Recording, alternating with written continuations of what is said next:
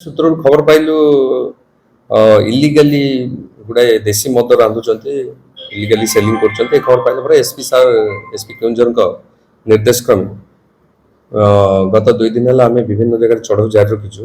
गत काली आम आनंदपुर थाना माठियानेंडी और पुराणा घाटी एरिया रे रेडिंग करी बहुत गुड़े इलिगली मद भाटी पर जो मैंने चलते से भांगिलु 300 लिटर प्राय देशी मद मिलला एवं 7000 लिटर जो महुआ पोचो डिस्ट्रक्शन करथिले। ए बाबद आनंदपुर थाना 237 238 दुईटा एक्साइज केस है अभियुक्त मान खोजा चली। आज सेमती खबर पाइलु आज बड़ी भोर रु ये घसीपुरा थाना एरिया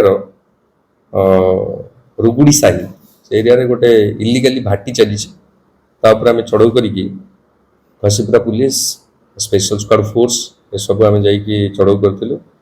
प्राय 200 लिटर देशी मद जगत हो 12,000 लिटर महुआ पोचो डिस्ट्रक्शन होती।